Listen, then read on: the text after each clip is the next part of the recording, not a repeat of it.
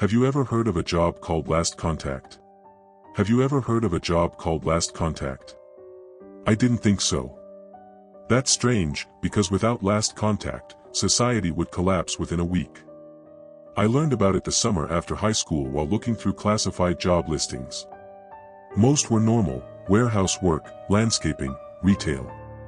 Then I found one that read, Last Contact Trainee. No experience required. Must be willing to work with the recently deceased.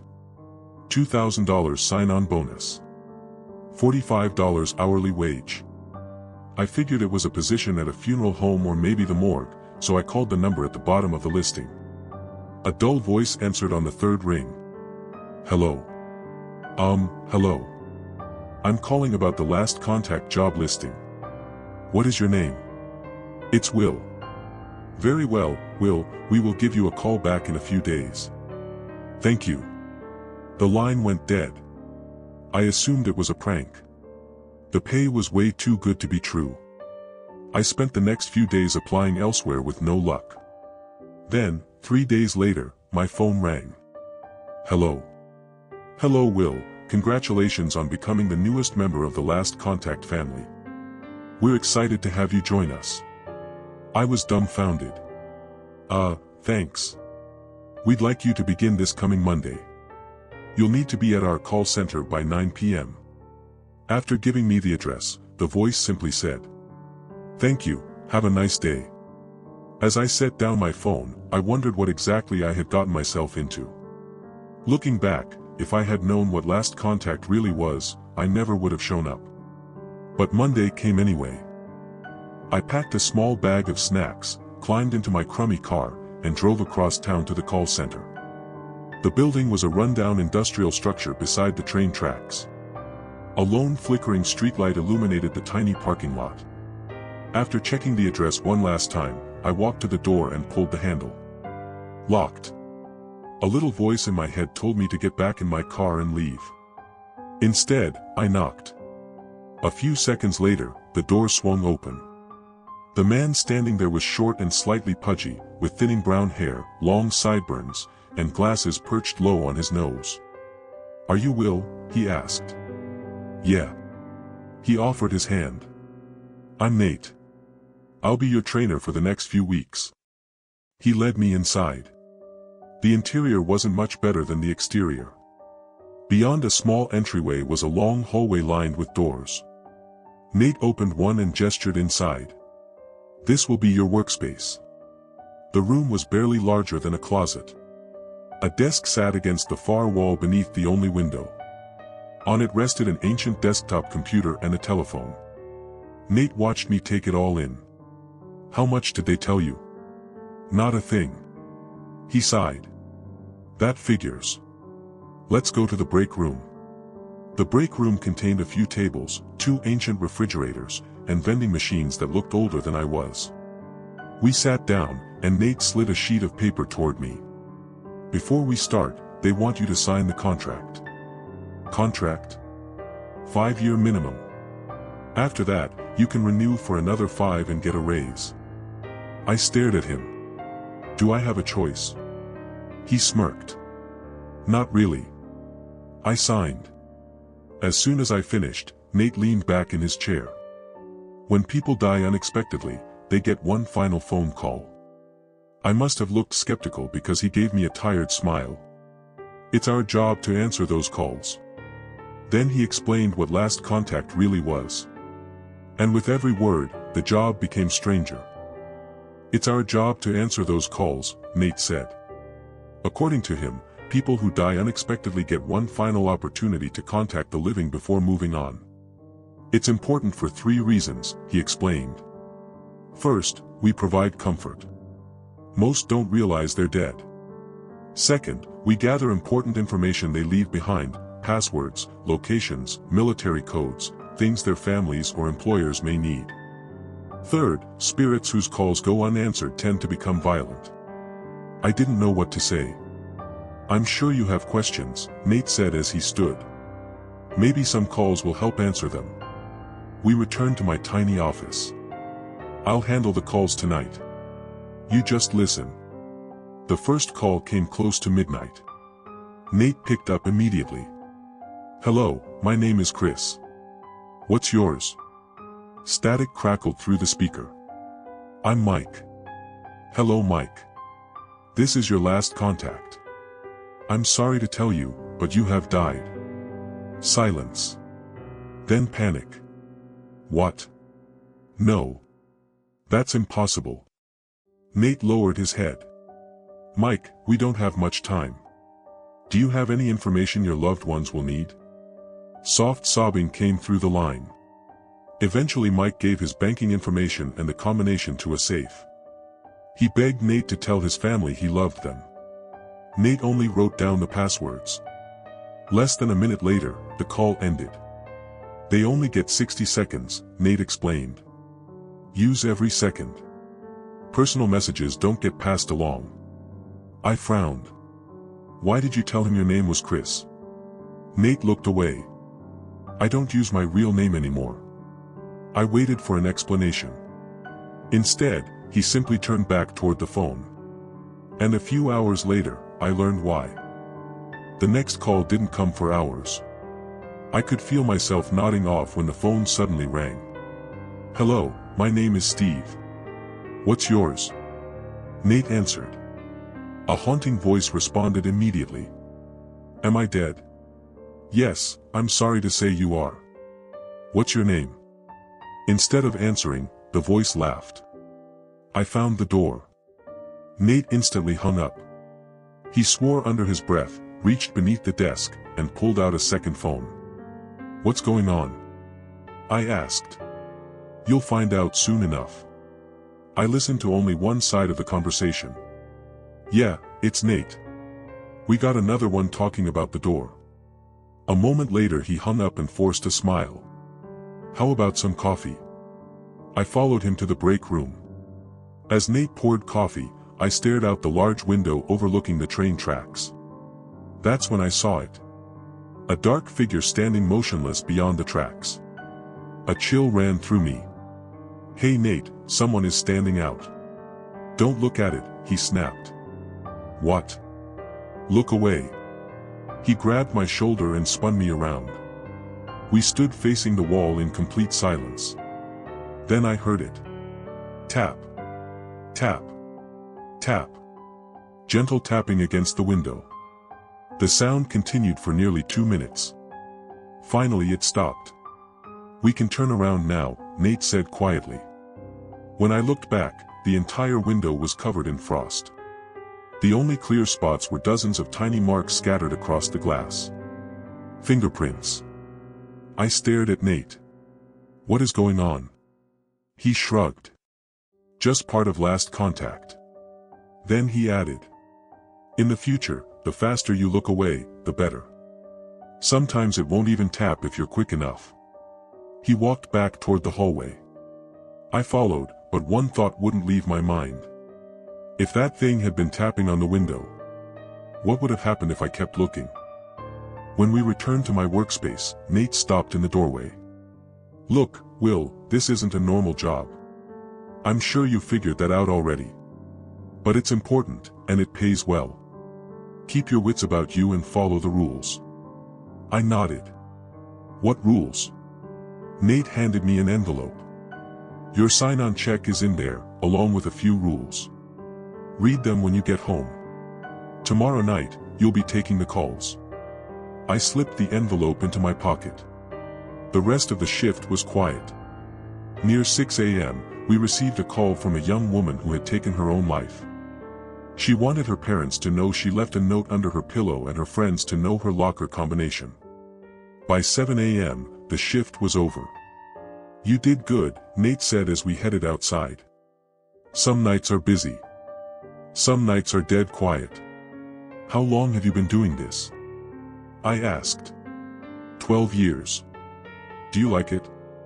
He shrugged. "It's a job." When I got home, I collapsed onto my bed and opened the envelope.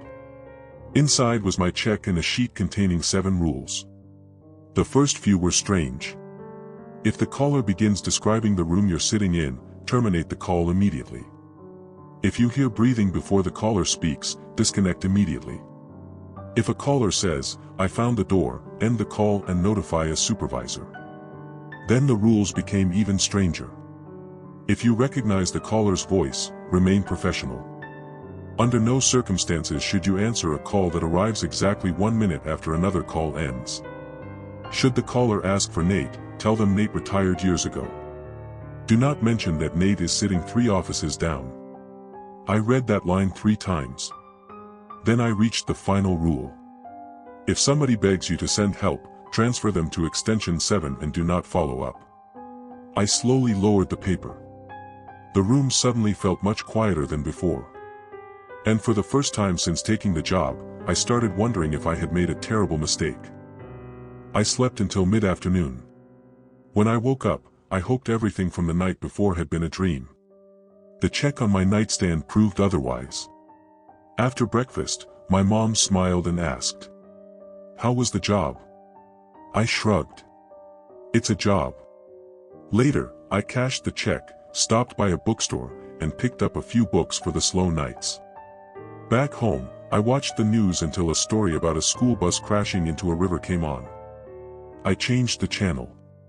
I couldn't help wondering how many calls the day's shift would be getting. That night, I arrived before Nate.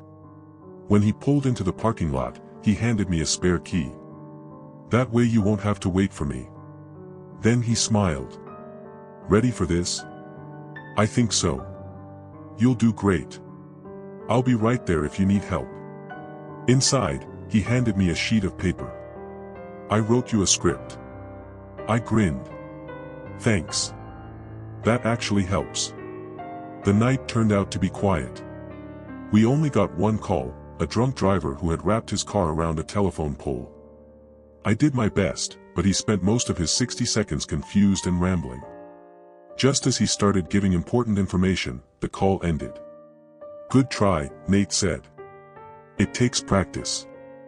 As the sun came up, we headed to our cars. My third night was much busier.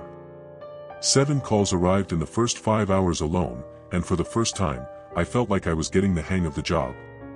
After a particularly difficult call, Nate patted me on the shoulder. "You handled that one really well." Then he headed for the door. "I'll be right back." A few moments later, the phone rang. Nate was still gone. For the first time, I was completely alone. And the phone was still ringing.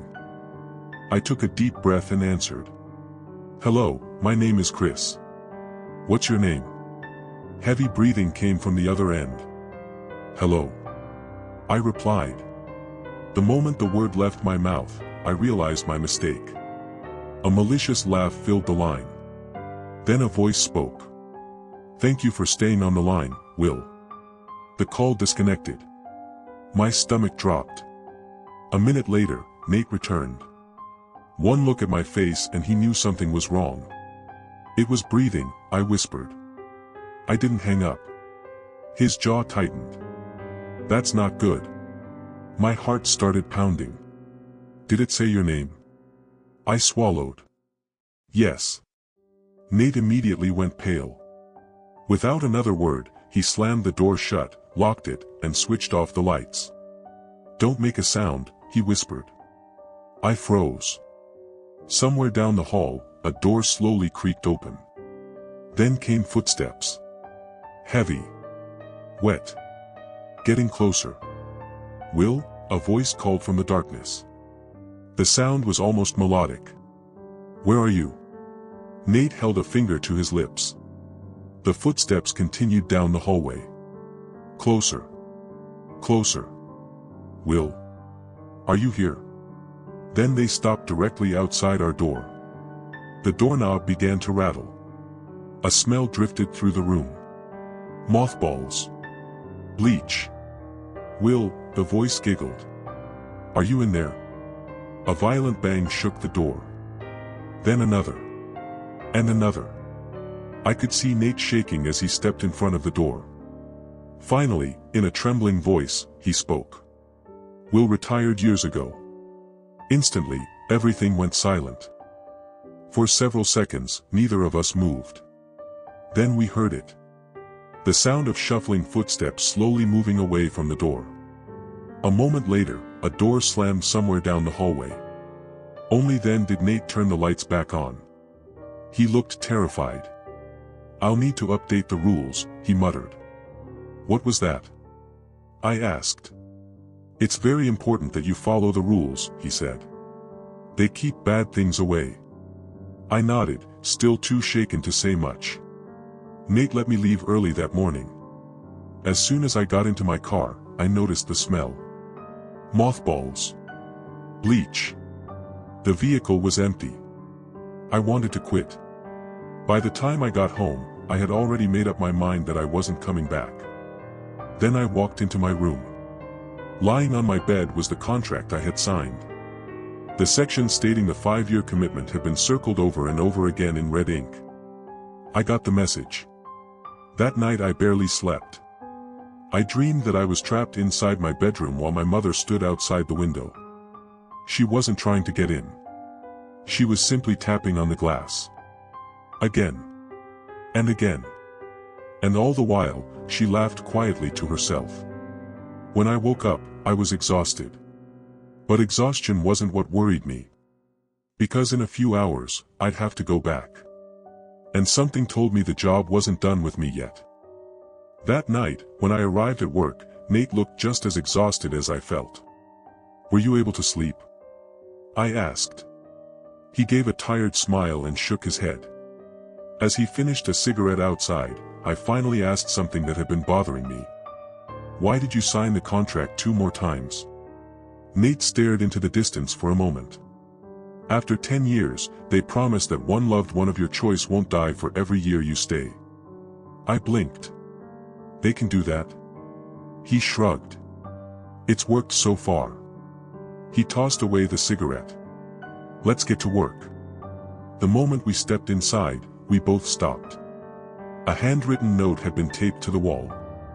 "Night shift. We've had some issues on the day shift. Here's what we've learned. If a caller asks whether the train tracks are still behind the building, answer yes and close the blinds immediately. If a caller thanks you before you have helped them, end your shift immediately and go home by a different route than usual. If a caller asks what time it is, answer incorrectly. The dead lose track of time after passing. Anything asking for the correct time is trying to synchronize itself with our world. Hope all is well. Good luck." For several seconds, neither of us spoke. Finally Nate sighed. "Well, that's a crummy way to start the shift." "What does it mean?" "It means our job just got a little harder." We headed to the office. Between 10 p.m. and 2 a.m., we handled 2 overdose victims and a shooting victim. Then another call came in. I answered. "Hello, my name is Chris." "What's your name?" Static crackled through the line. Then a small voice spoke. "I'm Carol, can you tell me what time it is?" Without thinking, I glanced down at my watch. Immediately, Nate smacked the back of my head and pointed toward the new rules. Suddenly, my stomach dropped. I had almost given the wrong answer. "Hi Carol," I said quickly. "It's 5 minutes after 6. A long sigh came through the phone. Then the caller hung up. Nate raised an eyebrow. "Ha! Didn't know they could hang up from their end." 10 minutes later, every clock in the building suddenly changed. Each one displayed the exact time I had given Carol. 5 full minutes. Neither of us said much after that. We didn't receive another call for the rest of the night. I spent most of the shift reading and wandering the hallway. For some reason, I tried the handles on the other 7 doors. All of them were locked. But beneath one door, I could see light. When I eventually returned to my office, something felt off. The blinds covering the window were closed. Neither Nate nor I remembered touching them. The sight made me uneasy. As sunrise approached, I headed home and couldn't stop thinking about everything that had happened. The calls. The rules. The thing in the hallway. The locked doors. So when I got home, I opened my laptop and started writing everything down. Maybe nobody I knew would believe these stories. But perhaps someone else would. And that brings us to now. I've been a Last Contact trainee for 4 nights. I'll try to keep you updated throughout the next 5 years. But for now, I'm signing off. Oh, wait. Something is scratching the inside of my closet door.